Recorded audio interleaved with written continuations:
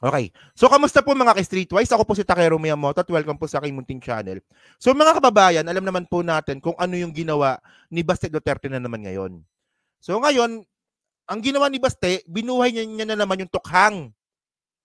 Binuhay niya na naman yung tukhang. So, ngayon, ang namatay ngayon kaagad, 7. 7 na small time.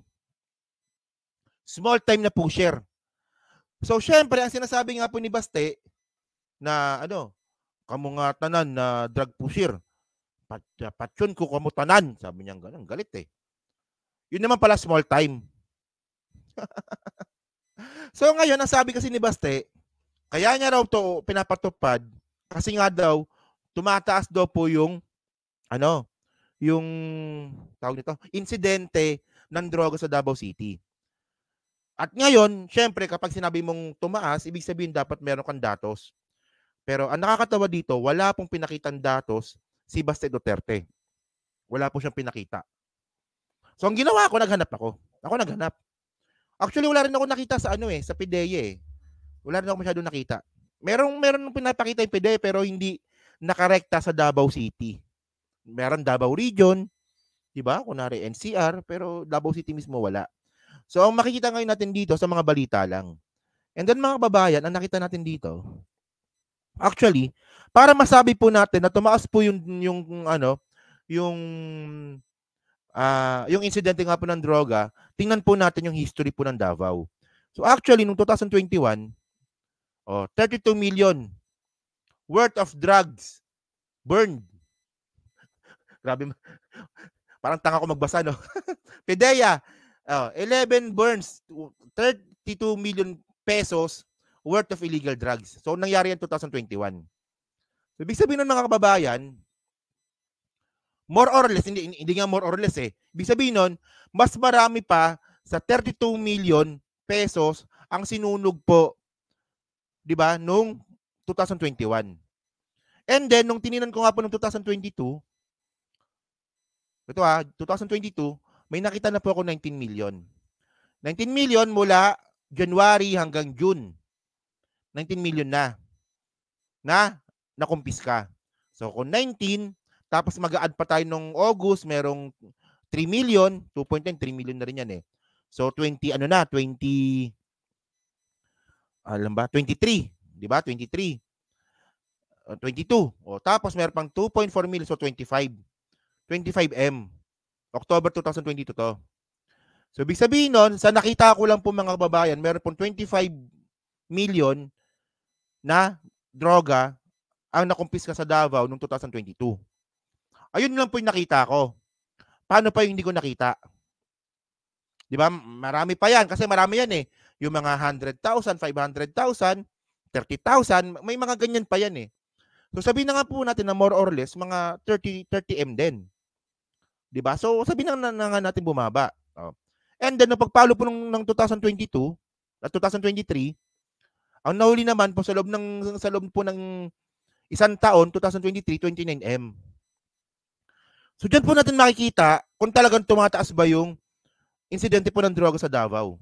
Pero base po sa mga nakumpiska, parang hindi naman. Parang hindi naman. Tandaan nyo nakita nyo yung trend parang hindi naman tumataas.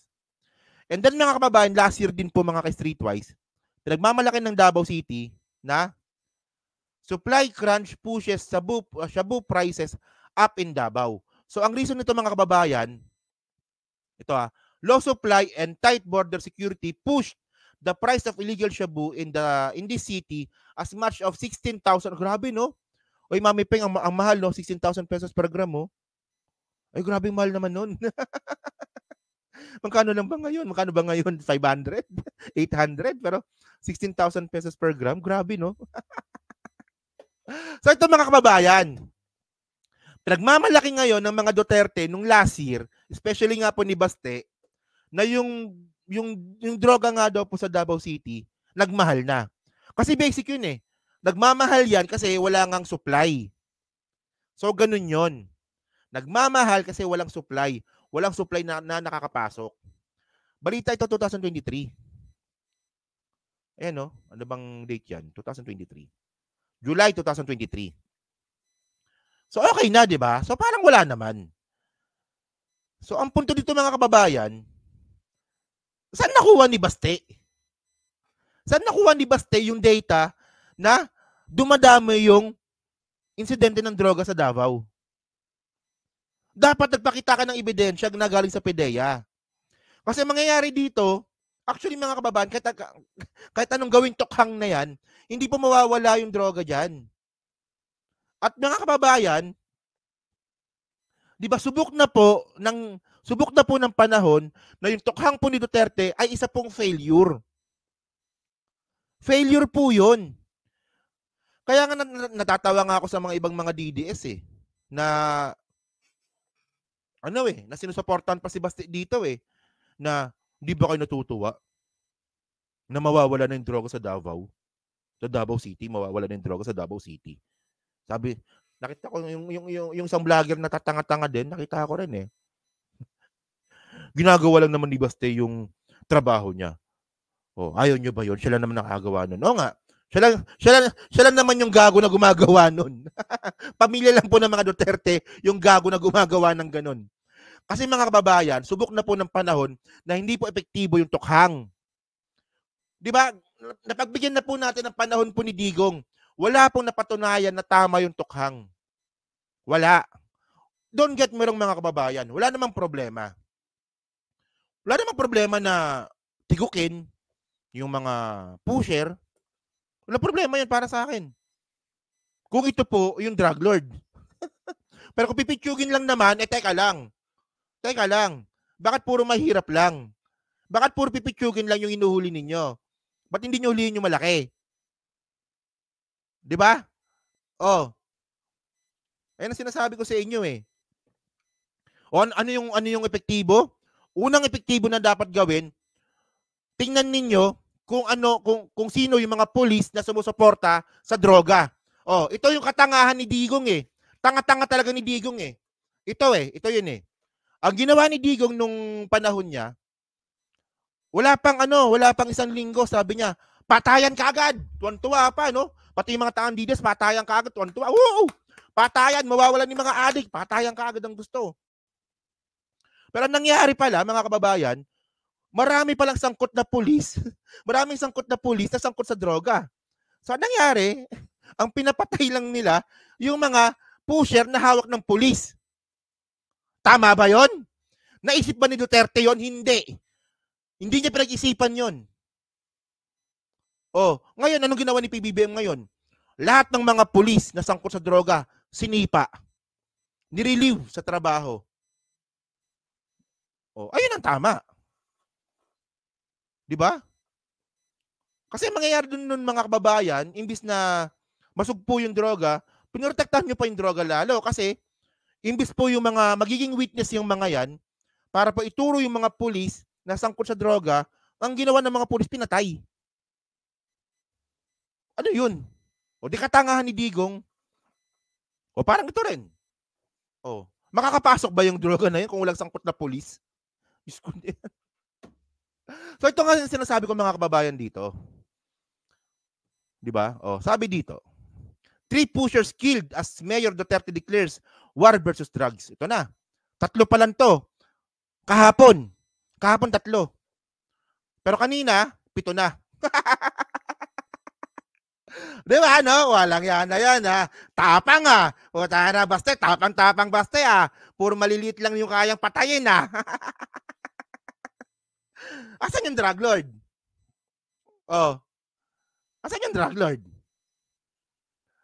Sabi ng mga dides, tapang, Baste, tapang. Puta, tanga-tanga ako, tapang, Baste, At mga kababayan na nakakatawa kasi dito, kung babasahin po natin yung balita na to, tingnan nyo tandaan nyo 7 yung namatay. 7 na kagad yung namatay. Sabi dito, hours after Mayor pronouncement, police authorities conducted drug bust operation that resulted to deaths. Okay? In Buhangin District, Sherwin Familiar, so ito na yung mga sinasabi nga pong drug. At ang sabi dito, authorities seized and recover 110 grams of suspected shabu worth 700,000 pesos and 50 grams of alleged marijuana worth 6,000 pesos. So, ibig sabihin ng mga kababayan, sa 7 pong namatay, kung i-divide po natin yan, 100,000 lang po yung tag-isa. Ang alam ko po kasi kapag sinabi mong drug lord, milyon. Milyon po dapat yan. Pero bakit ito 100,000 lang? Oh. At saka mga kababayan, oh. Yung isa pong namatay, na-content ko na ito kahapon eh. Yung isa pong namatay, Timoy was killed by lawmen in Barangay Mintal at past 4 a.m. on Sunday. March 24, recovered from him were a large sachet of suspected shabu worth 27,000 pesos. Tapos may barrel daw, 38 revolver. Malay ba naman kung planted yan? And 19,000 bust money. Oh, small time. 'Di ba? Ang punto kasi natin dito mga kababayan. Subok na po na panahon na palpak po talaga yung ganyang klaseng sistema. Tapos inulit pa talaga ni Baste. Ang tawag kasi doon, insanity. Repeating the same mistake and expecting a different result. Ang tawag doon, insanity. So medyo insane na po talaga siguro itong mga Duterte na to, no? At ang pinupunto ko lang dito mga kababayan kasi, ang sinasabi ko lang dito, naghahanap po ako ng data kung paano nasabi ni Baste na tumaas po yung insidente po ng droga, mukhang sa mga nakita ko po dito, parang hindi naman. So ang tanong dito, para saan yan? Ano ba yan? Gagamitin mo ba yan sa politika? Kasi nga mag-election na next year. Ayun ba? Ayun ba yung ano nito? Hindi ko talaga magets eh. Kasi kunwari sinabi ni Baste, ito nga meron akong listahan dito tumaas yung insidente ng droga. Tumaas. Sabi ng PDEA, maniniwala ako. Siguro. Okay, sige. Justifiable. Kahit hindi ako agree, justifiable, trabaho mo yan, LGU mo yan, binoto ka ng mga taga Davao City, bahala ka sa buhay mo. Pero, anong sinabi ba ni Baste? Tumaas daw po yung insidente ng droga at yung ebidensya niya, bunganga niya lang. Di ba? Sabi nga ng isa dito, internal cleaning lang. Posibleng ganun din yun. Di ba? Posible rin na, di natin alam, di ba? Posible na yung mga pipiyok na, inunahan na nila. Di ba? So, ayan ang pangit eh. Di ba? Sabihin na nga po natin na mga drug pusher yan. Di ba? Sabihin na nga natin mga drug pusher pero dapat, di ba? Hinuhuli lang dapat yan. Kung meron man dapat na pinapatay, yung mga drug lord yun. Ang problema ng panahon nga ni Digong, imbis nga po na kasuhan yung drug lord, pinapatakas niya pa. Di ba? Yung isang kaibigan ni Digong na Chinese, pinatakas niya pa, di ba? Ayan ang sinasabi ko sa inyo. So yun mga kababayan, medyo pinagpapawisan na ako dito. Ayan na naman yung branot ng Iloilo, diyan ako naiinis eh. So yun, so dyan po sa 1,600 po nanonood, ano nga po masasabi nyo nga po dito, sa drug war ek-ek na naman po ni Baste. Naniniwala ba kayo dito? So yan na. So pa-comment lang po sa baba, binabasa ko pong lahat yan. At dyan po sa 1,600 po nanonood. So hindi pa po nakakapag-like, palag na lang po ng video po na to para po makatulong po sa content po na to. Okay. So yun mga kababayan, so maraming salamat. May init na po talaga dito kasi walang electric pan. Ano nangyari sa Iloilo na naman? Visit na yan. Sige po, thank you po. Kita na lang ulit tayo. Tingnan natin bukas kung meron. So salamat po.